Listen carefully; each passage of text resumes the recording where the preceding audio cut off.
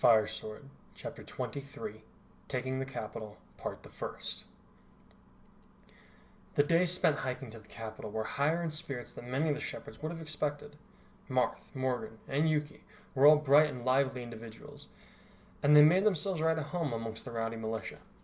Aiko and Sayori tended to stick by the people that they knew, but they were also able to interact well with their new comrades. Robin and Lucina were both very red in the face when they were forced to explain to Crom the theory of how exactly it was that the Grandmaster's children shared the same hair color as the royal family. This had led to a lot of yelling on Crom's part, a lot of running on Robin's. Again, Sumia handled it in her typical way, punching Crom and Robin in the face and telling them to make nice, which earned her big points with her grandchildren. They had never seen anyone deal with their father in such a manner, at least not that they could remember. Sayori hardly left Kazuto's side because of her timidity, and caused her to clam up and barely speak a word to anyone whenever he wasn't around. In a way, this annoyed Asuna, but they both knew that Sachi's death had nearly killed the Black Swordsman in the past. Her resurrection was a miracle beyond anything that he could have ever hoped for, so it was understandable that he might want to make sure the girl was alright, they knew. Still. Asuna knew about Silica and Elizabeth's attraction to her husband, and how to deal with them. Sayori was someone she didn't know very well, and had a very special connection with Kirito. She didn't doubt his fidelity, but a small part of her couldn't help but be jealous of the joy that lit up his eyes whenever he saw his restored companion. "What's up, Asuna?" Yuki asked as she sat next to the chestnut-haired girl. "You look like you've got something on your mind." "Huh?" Asuna said as she looked up at the dark-haired sword maiden. "Oh, hey Yuki, how are you doing?" "I asked you first." Yuki grinned. Asuna sighed and leaned her head back as she said, "Well, I don't really even know. Something to do with the new girl?" Yuki's red eyes twinkled. Out of all the ALO players, Aiko and Yuki were the only ones to retain their in-game appearances. "Sayuri, right?" Yeah, Asuna admitted guiltily. "I mean, I trust Kazuto and everything, but I can't help but worry about us. She was the first person in SAO to really get to know him and all, so part of me just wonders if any of those old feelings will return." "What feelings?" a small voice asked. Asuna looked up to see Yui walking up to them, a perplexed look on her face. "Is everything okay, Mama?" "I think so, Yui." Asuna sighed. "I'm just not sure." "Are you worried about Miss Sachi?" Yui persisted. When Asuna only shrugged and stared into the fire she was sitting beside, the little girl continued on to say, "Don't worry about it, Mama. Daddy's just really glad to see his friend again." "How can you be sure, Yui?" Asuna asked quietly, not looking up. "Because when Daddy and Miss Sachi were together in SAO, their emotional connection seemed different to yours and Daddy."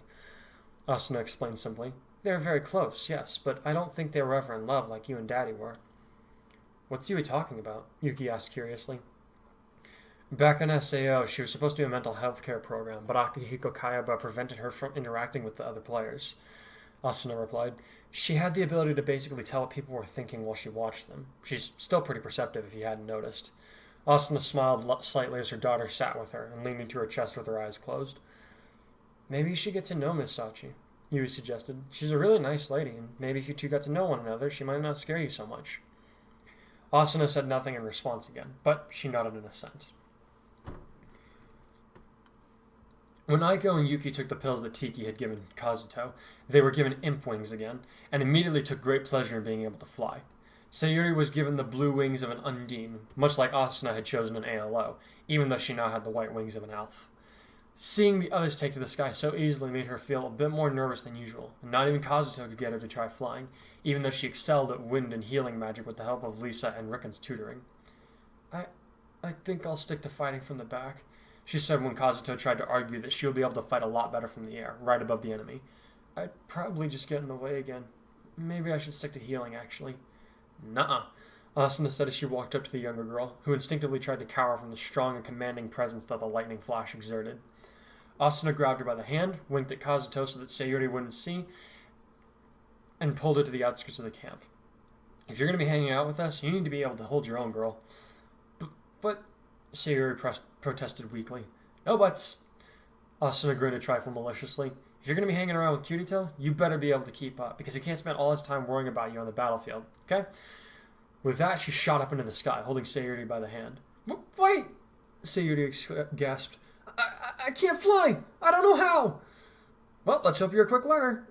Asuna grinned down at her. "Don't worry, I'll catch you if I need to. Just try to flex your shoulder blades. Spread your wings. Gliding is pretty easy. You just gotta keep your wings open. Wait, what? Sayori gasped. No, don't! Asuna dropped the girl and immediately shot down after her. She grinned at Sayori's panic-stricken face as she plummeted toward the earth, stiff as a statue. Flex, Sachi! Asuna shouted. Or do you want to make Kirito come to your rescue every time? The words were meant to anger the other girl into action, but instead, Asuna saw a different emotion cross the other girl's face. It wasn't hurt, sadness, anger, even annoyance that twisted Sayori's face now. It was stark terror. Her blue wings shot open, and Asuna mimicked the movement, catching the air between her wings and turning her free fall into a gentle descent. The two girls looked at one another across the space that separated them, one terrified, the other curious. What are you so afraid of, Sachi? Asuna asked bluntly. Death, she whispered. Kirito won't let that happen again, Asuna replied. Not my death, Sayori replied, her body still rigid with fear, her face white as a sheet. Kirito's. Naga told me just how much my death caused him to suffer, which is one of the reasons I chose to come here. But now that I've seen how much my death hurt him myself, I'm terrified that if he dies, I wouldn't be able to handle it. I don't have anyone like you to help me live through something like that. Her response surprised Asuna so much she couldn't come up with an answer for some time. Then, just before they touched the ground, Asuna said, Well, this time around, Kirito has me to protect him. So don't worry, I'll keep him safe for you. But what? Sayori asked. I can't do it all by myself. Asuna admitted.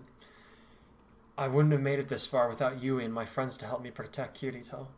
And since Klein isn't here anymore, we need somebody to take up the slack. You think you're up for the job? Not yet, Sayori said timidly. But if I can help keep Kirito safe, then I'll do my best. Just like he tried so hard for me, even after I was gone. The two girls landed gently on the ground and shook hands, an understanding finally passing between them. Yui was right. Asuna smiled to herself. Go figure. Okay, let's try flying again. You up for it, Sachi? No, but I'll try anyway, Sayori said with a trembling smile. Okay, Itsu, Crom said as he looked at the map of the capital city. Give me something here. Right away, Your Highness, Kazuto said with a trace of mockery. Let's start with the basics. There are going to be two parts to this whole operation.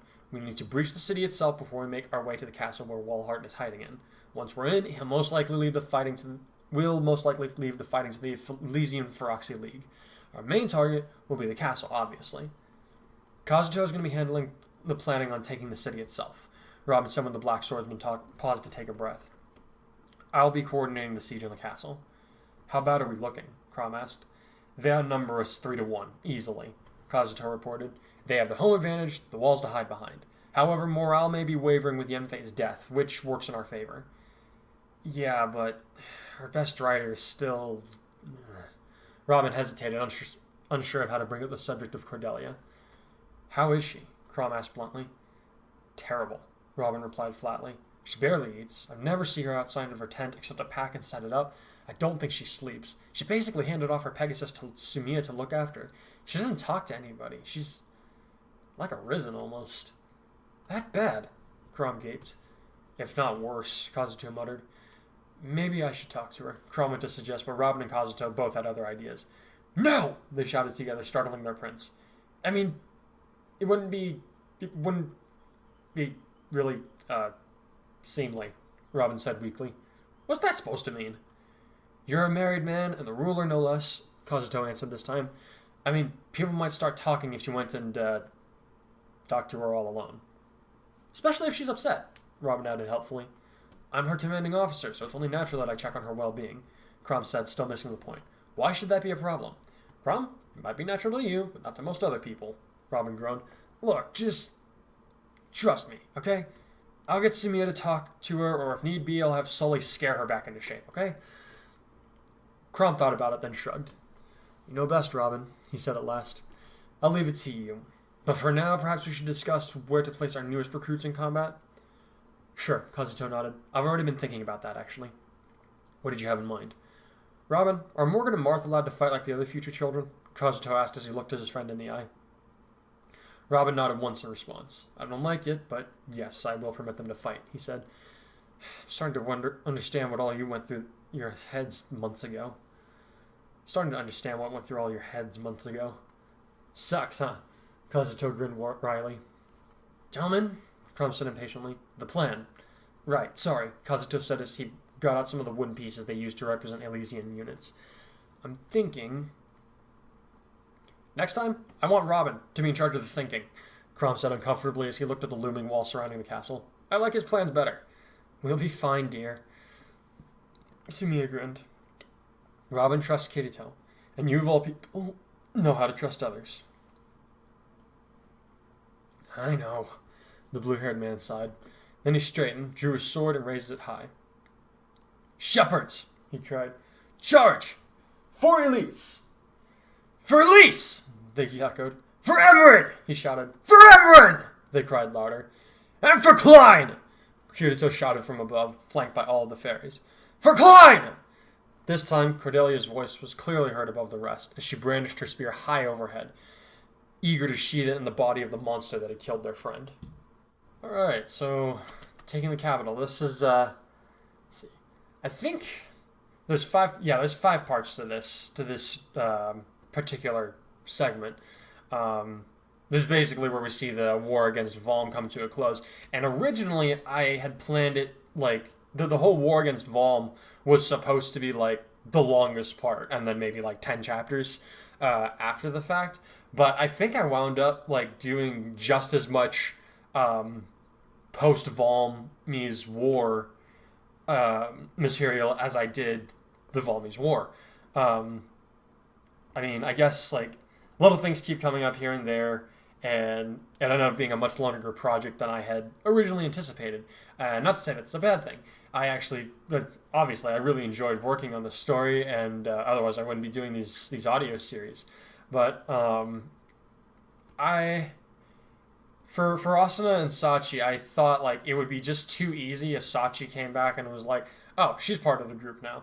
But, because, like, she and Kirito had a very special relationship, not, even if it wasn't a romantically inclined one, I felt like there's still needed to be some clearing of the air between her and Kirito's wife, because, you know, it's going to be a little bit of a, I don't want to say jealousy, but, like, I guess Asuna said that she's concerned that Sachi might try to make a play for him, like the other girls do, and she's not really sure how to handle this old new friend.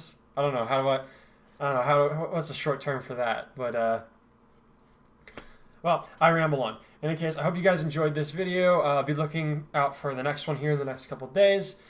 Be sure to like and subscribe, share it with your friends, and if you feel so inclined, please go and support me on Patreon. I've been getting a little bit more donations from you guys again lately, which has been super great. So I just want to say a quick thanks to Will Underwood as my largest donor at the moment. Hope you guys have a great day. Take care. Red Swordsman out.